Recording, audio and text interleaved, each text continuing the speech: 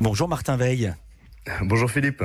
Vous êtes journaliste et reporter, vous faites partie de la bande de Quotidien et depuis la saison dernière, vous avez votre émission à vous, des grands reportages, des enquêtes sur TMC. C'est produit par Bangoumi, la société de production de Yann Barthès et de son complice Laurent Bon. Après les gourous, la cocaïne, les complotistes, le Brésil de Bolsonaro et les ravages du tourisme de masse, vous vous penchez sur le rêve américain. Vous avez commencé à tourner en février. Puis est apparue la crise du coronavirus. Parfois, on le sait, un événement fait tomber à l'eau un sujet. Par exemple, si vous faites un sujet sur la Ligue des Champions, il se passe plus rien. Là, non, pas du tout. Qu'est-ce que cette crise, Martin Veil, dit du rêve américain ? En fait, effectivement, ce qui est intéressant, c'est que nous, on se baladait aux États-Unis justement avant la crise pour questionner les forces et les faiblesses du rêve américain.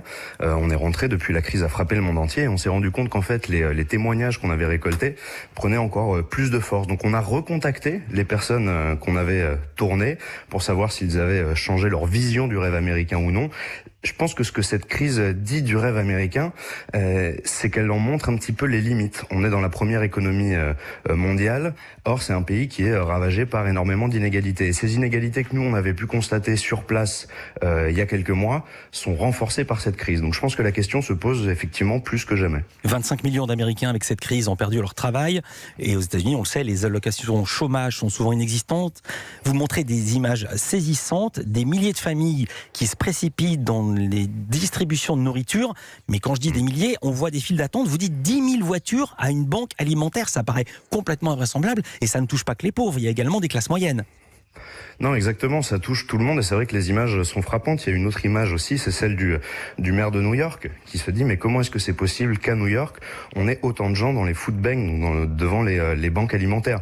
Et c'est vrai que c'est des images qu'on n'a pas l'habitude de voir parce que quand on pense aux États-Unis, on est souvent un petit peu émerveillé par la puissance de cette économie, de cette société et on en voit souvent pas suffisamment les failles.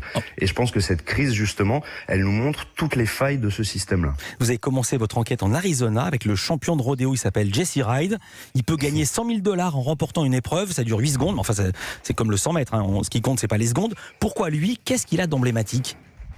En fait, cette séquence, c'est surtout une forme de métaphore un petit peu du rêve américain. C'est-à-dire que la réussite là-bas est très souvent fulgurante, mais la chute particulièrement brutale. Donc c'est pour ça qu'on utilise un petit peu cette métaphore du rodéo. Et la vie de quelqu'un qui fait du rodéo, c'est de parcourir les États concours après concours pour espérer empocher quelques billets.